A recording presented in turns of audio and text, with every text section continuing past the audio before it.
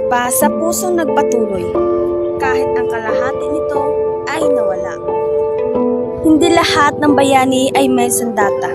Ang iba, may tungkod, may kulubot sa noo at pusong kayang akuin ang lungkot ng pagkawala para sa pagmamahal ng pamilya.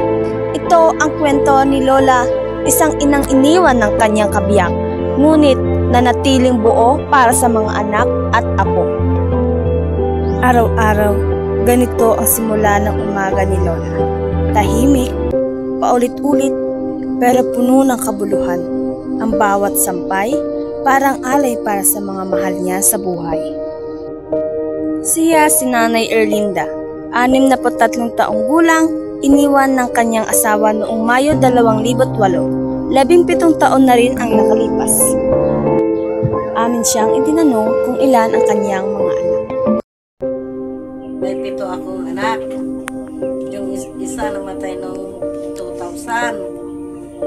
Yung 2 nasa malayong lugar. Yung 4 dito sa apat ko nakatira.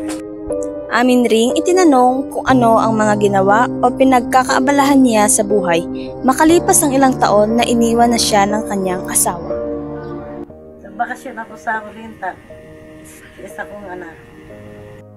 Nagtanim ako para magkapira para maibili ng gamit ko. Minsan nagkakawin para may pangulam.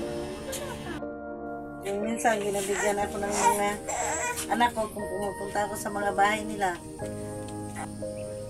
Minsan naghanap buhay, kung minsan hindi.